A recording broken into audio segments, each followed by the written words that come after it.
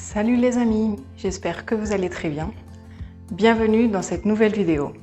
Et pour ceux qui sont nouveaux sur la chaîne, n'oubliez pas de vous abonner et d'activer la petite cloche pour recevoir une notification pour chaque nouvelle vidéo que je vais sortir. Alors, aujourd'hui, nous allons voir un thème un peu compliqué, les pronoms compléments d'objets directs et indirects. Donc, nous allons voir la différence d'utilisation entre ces deux types de pronoms. C'est parti!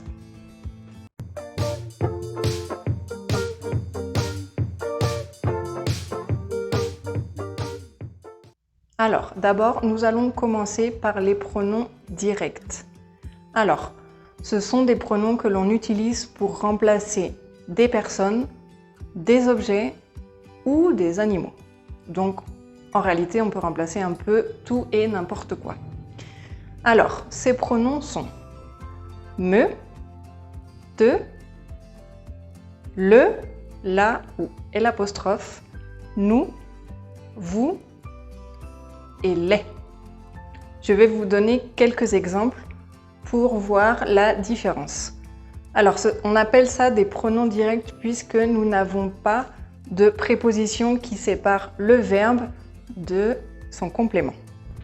Alors, quand c'est comme ça, on va directement remplacer le complément par un pronom. Par exemple, si on a la question « Tu connais ma mère ?» on peut répondre « Oui, je la connais ». Pourquoi là? Parce que ma mère est féminin et nous n'avons pas de préposition entre le verbe et le complément. Donc, on va utiliser « la ». Je la connais. Donc ça, c'est pour remplacer une personne. Maintenant, un exemple pour remplacer un objet. Tu as lu le livre? Oui, je l'ai lu. Alors ici, le livre, c'est masculin, donc on doit utiliser le, mais comme le verbe commence par une voyelle, nous allons utiliser l'apostrophe. Et finalement, pour remplacer un animal, tu aimes tes chats? Alors les chats, c'est pluriel, donc nous allons utiliser les. Oui, je les aime. Ou à la négation, non, je ne les aime pas. Donc vous voyez qu'à la négation, le ne va avant le pronom et pas après le verbe. Mais on ne doit jamais séparer le pronom du verbe. C'est une règle très importante. On utilise me, te, nous et vous, qui sont des pronoms communs à tous les types de pronoms en général. Donc son utilisation est la même que pour les autres pronoms. Donc me pour remplacer je, te pour remplacer tu, nous et vous, c'est exactement la même chose.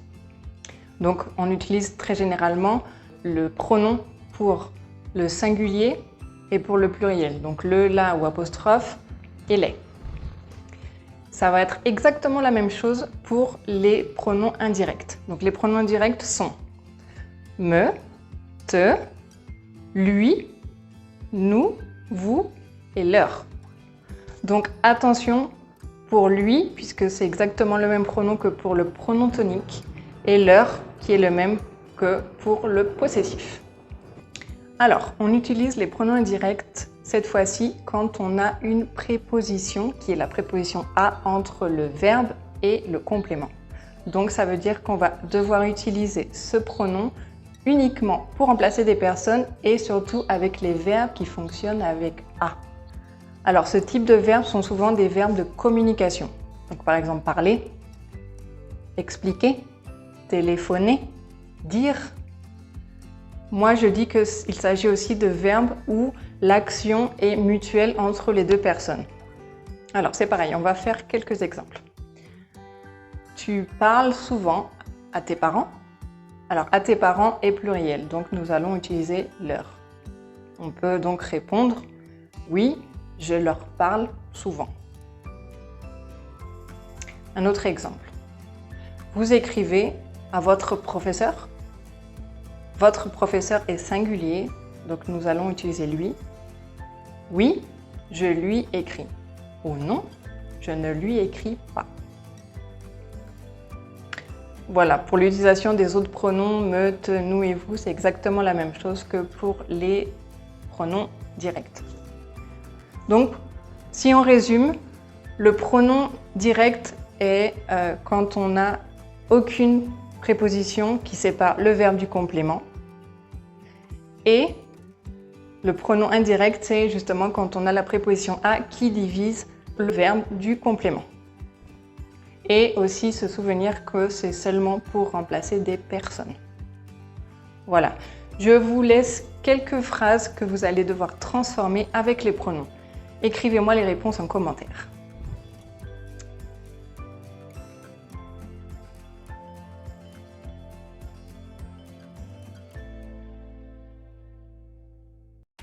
Dans la prochaine vidéo, nous allons voir le vocabulaire de la maison. N'oubliez pas de vous abonner, de mettre un pouce si vous avez aimé cette vidéo et n'hésitez pas à me poser des questions si vous avez un doute.